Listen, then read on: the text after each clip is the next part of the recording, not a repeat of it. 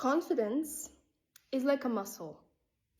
You gotta continuously, constantly exercise it. Or it diminishes and it dies. It dies, maybe it's not gonna completely die out, you still, things that you've learned stay with you.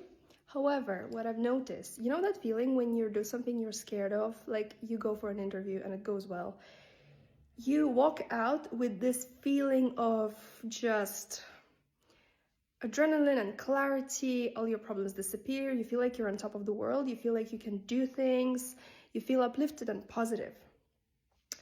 Imagine how would you transform if you would constantly experience that feeling, like time to time, constantly, time to time.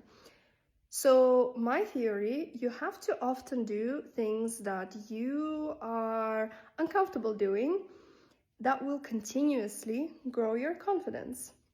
If you're like very introverted, going to events, classes, time to time, because it will keep you in shape. As a socially anxious, introverted, avoidant person in the past, I used to, when I started to getting out of my shelf and pushing myself, I remember I would go to an event or like a gathering, and that would be the highlight of my month. Like, it would be something I would be looking back and feeling proud. I would put it on I would create these, like, this is actually very important to gamify things. I would create achievements of the month. I would just write down every month some kind of achievements. It doesn't have to be big. It's something manageable, maybe a little bit outside of your comfort zone. And I would write this thing down and it would be the thing of the month. How much I've changed and progressed since that time, because now I can do several things in a month and still feel like I'm too comfortable. And it doesn't mean that in the moment I don't feel anxiety. It just feels like it's manageable now.